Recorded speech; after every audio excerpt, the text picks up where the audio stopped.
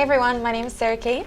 And I'm Rachel, and we're both members of the Crohn's and Colitis Foundation's National Council of College Leaders, and we both have inflammatory bowel disease. And today we're going to be talking to you about the IBDestressing wheel, which has coping mechanisms on it to de-stress for IBD patients and people who don't have IBD. We received input from our family and friends about ways that help them de-stress whenever they're anxious, and so these are the top options that we came up with, and we're going to be trying a few of them today.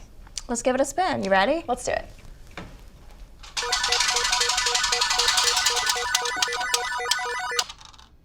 Looks like we landed on talk to a mental health professional. So mental health is something that's really important for an IBD patient. It's just as important as physical health, no matter how old you are. If you're a young adolescent or if you're an older adult with IBD, it's important to focus on your mental health. Definitely, and I've seen a therapist myself, and I've actually found that seeing a therapist has been really helpful in managing my mental health as an IBD patient.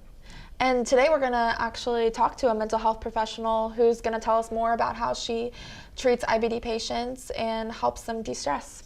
Awesome. Let's turn to our expert. Doctor, can you tell us a little bit about yourself and your work with IBD patients as a psychologist? Hi, I'm Dr. Riehl, and I am a GI clinical health psychologist specializing in working with patients with gastrointestinal conditions. So what can an IBD patient expect from the first couple of visits?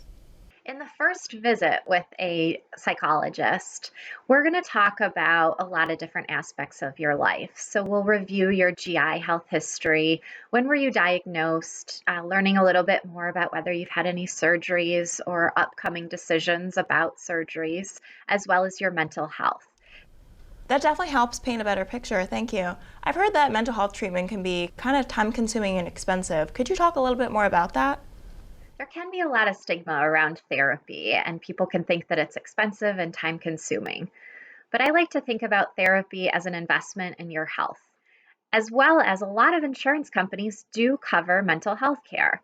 Some providers will use health and behavior codes, and others will use general mental health codes. And this is something that you should talk about with your provider.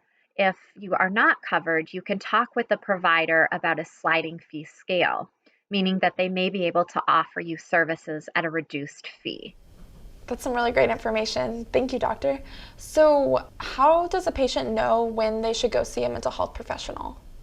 Your gastroenterologist or a primary care physician may talk to you about a referral to a mental health provider, but you can certainly make the determinations together or also in talking with family and friends. Could you tell us how an IBD patient might tell if they found the right fit with a therapist, and also what makes someone qualified to be a mental health professional? You'll want to make sure that with your mental health provider, you feel that you're being heard, you feel that they understand the situations that you're going through, and they certainly are somebody that you feel comfortable with. A qualified mental health provider will be somebody that has a master's level or a doctoral level license. And this provider ideally will have extensive experience working with people that have chronic illness, as well as expertise using evidence-based interventions to address anxiety and depression. It's good to know that there are various options out there for patients. Definitely. And doctor, if you wouldn't mind staying on the line, we're going to give the wheel one more spin. Maybe you could give your input on that as well. Yes, I'm happy to stick around. Okay, let's give it another spin.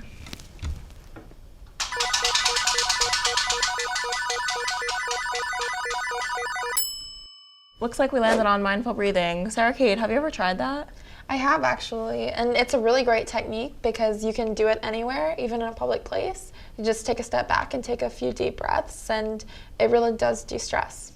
Doctor, would we be able to get your opinion on mindful breathing and how that can help IBD patients de-stress?